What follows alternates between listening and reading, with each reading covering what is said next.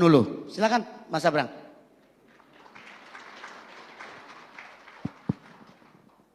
Oke, bismillahirrahmanirrahim. Assalamualaikum warahmatullahi wabarakatuh. Semoga sedulur-sedulur semua sehat. Semoga sedulur-sedulur semua waras. Karena semua pentingnya untuk interaksi kita hari ini. Alhamdulillah saya diberi kesempatan untuk berbicara di sini karena saya sangat sering mendengar berbagai macam institusi judulnya membangun budaya tapi tidak melibatkan budayawan. Jadi ya saya nggak paham apa yang dibangun sebenarnya. Karena budaya juga perlu kita bedah. Saya kebetulan beberapa waktu terakhir banyak seminar dan undangan urusan moral, integritas, etik, dan seterusnya. Tanpa kita benar-benar melihat mekaniknya seperti apa. Karena itu bukan hal yang sederhana. Jadi sebenarnya saya bukan filosof, saya lebih kepada mekanik. Kalau saya membahas sesuatu, itu biasanya saya mulai dari simplek. Artinya bahas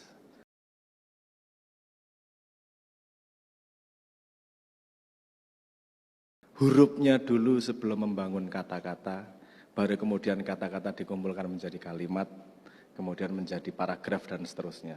Di sini ada beberapa kata kunci, budaya, integritas. Menurut saya kita perlu membedah dulu budaya itu apa dan integritas itu apa, baru kemudian kita jadi tahu angle of attack-nya, kita jadi tahu approach-nya gimana untuk membangun sebuah budaya. Menurut saya seperti itu, mungkin yang akan saya sumbangkan kali ini adalah itu. Pertama sendiri tentang budaya dan tradisi, ini seringkali disimpang siurkan antara budaya dan tradisi. Perlu kita ketahui perbedaan utama antara budaya dan tradisi. Dua-duanya kesamaan dan perbedaan. Kesamaannya adalah sebuah perilaku yang disetujui oleh komunal untuk bisa menjadi standar kesamaan budaya dan tradisi. Bedanya, tradisi itu diturunkan secara vertikal. Artinya, belajar dari bapaknya, bapak belajar dari mbahnya, mbah belajar dari mbahnya mbah, misalnya gitu. Kalau budaya itu transmisinya horizontal, belajar dari temannya. Misalnya TikTok itu bukan tradisi, itu budaya. Karena saya yakin tidak ada satupun orang di sini yang pakai TikTok atau Instagram belajar dari bapaknya. Justru kebalik, bapaknya yang belajar dari anaknya. Jadi itu budaya yang muncul. Mungkin berikutnya itu akan menjadi tradisi karena anak Anda tanya sama Anda bagaimana cara memakai Instagram, kan gitu. Itu bedanya budaya dan tradisi. Budaya horizontal, tradisi vertikal. Oke, nanti akan bersambungan dengan integritas. Kan kita mau membangun budaya integritas. Sekarang kita terpisah membahas integritas itu apa. Integritas adalah perilaku yang sesuai dengan sebuah value yang diadopsi oleh seseorang. Ada dua garis yang perlu saya urut. Pertama gini, integritas itu lahir selalu dari keputusan manusia. Seperti tadi dibilang, melakukan sesuatu atau tidak. Tapi ada urutannya di situ, nggak langsung ngomong iya atau tidak.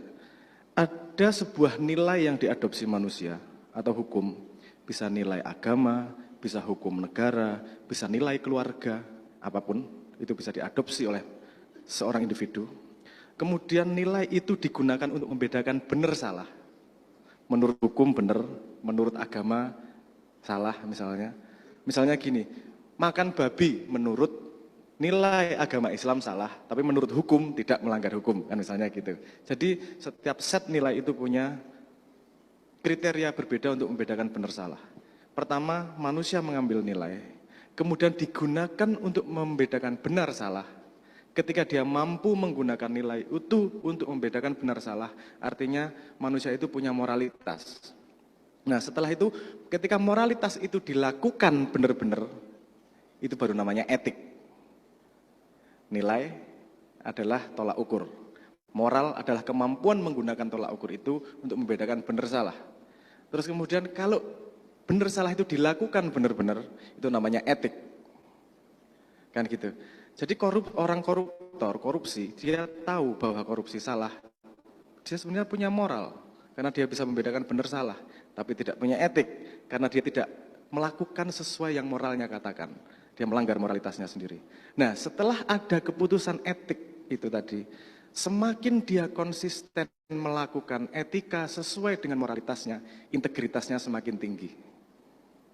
Jadi integritas adalah agregasi dari keputusan terhadap etika terhadap moral yang dia percayai. Nah, mohon maaf ini agak bukan filsafat ini. Ini bukan filsafat, ini mekanik ini mekanik pemahaman tentang ini sebentar lagi satu garis lagi. Tadi saya terusin dulu daripada Muhammad ya, mohon maaf Pak Jiwo. Jadi tadi ada nilai, ada morality, ada etik, baru kemudian etika itu dilakukan seberapa sepanjang hidupnya, jadinya tingkat integritas. Semakin tinggi integritasnya, semakin banyak dia melakukan etika sesuai dengan moralnya. Jadi nilainya dia pegang benar-benar itu. Hidupnya berjalan sesuai dengan nilai, itu artinya integritasnya semakin tinggi. Oke, itu dari sudut pandang konsep, itu tadi di dalam logika semuanya. Tapi gini, kalau mau membangun budaya di situ tidak cukup. Pengetahuan itu hanya ujung gunung es kalau mau ngomong tentang pengetahuan, tentang membangun budaya. Karena asalnya gini, ini bukan filsafat ya lagi-lagi. Aku kalau ngomong rodok ruwet, filsafat ora, enggak filsafat, ini mekanik, ini benar-benar mekanik gini. Jangan lupa tadi, keputusan untuk melakukan sesuatu sesuai dengan moral atau tidak, itu kan kita dalam jangka waktu panjang kita sebut sebagai integritas. Tapi kuncinya si manusia membuat sebuah keputusan. Kuncinya adalah manusia membuat sebuah keputusan, seperti mau korupsi atau tidak, itu tadi itu kan keputusan manusianya. Yang kelihatan di luar adalah aksinya. Yang terjadi di dalam adalah keputusan kognitif intelektualnya. Pengetahuan terhadap nilai, sekitar, dan seterusnya. Pengetahuan terhadap penggunaan kognitif untuk membuat keputusan. Tapi, nah ini mulai agak susah nih, kita ngomong budaya, karena hal ini nggak sering dibahas. Tapi semua intelektual itu pasti tergantung yang namanya perasaan. Kalau Anda lagi hatinya senang, lebih banyak ngasih sedekah daripada ketika hatinya susah. Ketika di sini misalnya saya tanya, di sini ada yang penderita cacat tuna asmara? Maksudnya nggak punya pasangan gitu. Banyak ya, oke. Anda pasti mengalami ketika Anda nembak pacar, Anda diterima, hari itu sangat gembira, Anda mau dikatain anjing, babi atau segala macam, Anda nggak akan marah. Logika Anda tahu bahwa Anda dihina, tapi perasaan Anda rasanya enak. Keputusan logika jadi berubah. Jadi di bawah intelektual itu ada yang namanya perasaan, feeling, yang membuat keputusan Anda bisa berubah pada kejadian yang sama. Nah, ke bawah lagi nih. Di bawah feeling juga terpengaruh sesuatu. Di bawah feeling itu ada yang namanya emosi, emotion. Feeling sama emotion berbeda. Feeling adalah yang kita pahami, kita rasakan.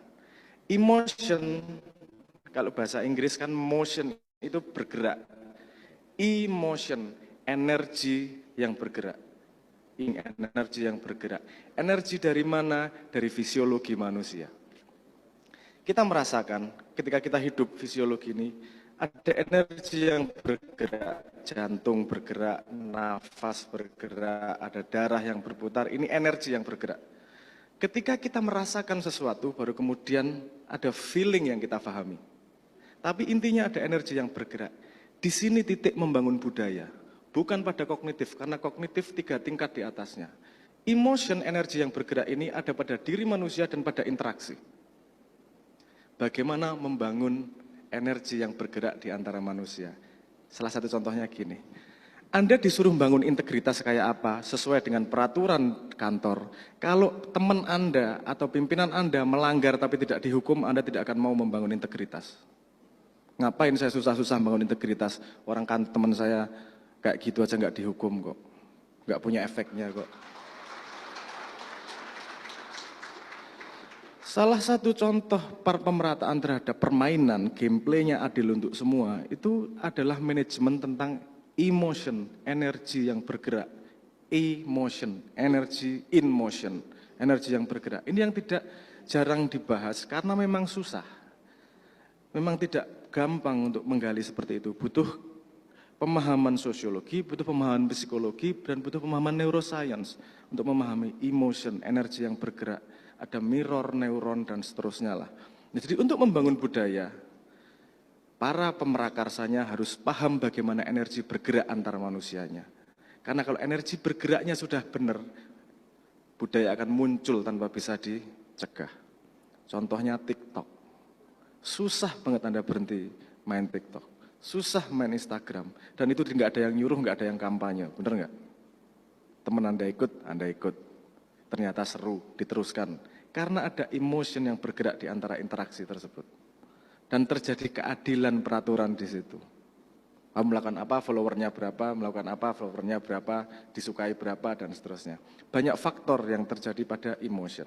Mungkin yang saya sumbangkan hari ini adalah sangat benar, sangat setuju bahwa budaya integritas harus dibangun. Karena tanpa integritas tidak ada satu mesin pun di dunia yang bisa berjalan. Tidak ada satu organisasi pun yang bisa berjalan. Kalau kita naik mobil, kita punya keyakinan penuh bahwa semua part dari mobil itu punya integritas untuk mengikuti hukum alam. Kalau satu tiba-tiba nggak mau terbakar bensinnya ya selesai, nggak jalan. Semua di situ patuh pada sebuah peraturan, namanya peraturan alam. Sehingga mobil itu bisa bergerak. Pada level institusi manusia juga seperti itu. Kan seperti mesin yang bergerak ini. Kalau tidak semua mesin, tidak semua gearnya pada peraturan yang sama, tidak mungkin terjadi integritas, tidak mungkin terjadi institusi yang baik. Integritas tidak hanya bersandar pada satu orang, tapi membangunnya harus bersama-sama pada sesuatu yang di atas manusia. Atas manusia itu artinya rule of the game pada yang dipatuhi oleh semua pelakunya. Sehingga terjadi energy in motion yang membangun budaya tersebut. Kognitif paling atas, di bawahnya ada perasaan, diatur oleh emotion. Mari kita bersama-sama mulai mikir nih, interaksi kita satu sama lain gimana sih? Apakah gameplay di kantor fair untuk saya kemudian menjadi punya integritas tinggi? Kalau nggak fair nggak akan ada yang mau. Kan gitu ceritanya. Nah mungkin yang saya ceritakan agak kompleks, tapi saya pengen berguna di sini, jadi saya menceritakan apa yang saya pahami. Kalau Anda nggak paham itu masalah Anda, kan kita punya tanya jawab kemudian hari ini. Saya pengen membangun budaya. Jangan makan snack aja, sekali-sekali makan yang bergizi walaupun harus disendok dengan bertanya berkali-kali. Terima kasih. Wassalamualaikum warahmatullahi wabarakatuh.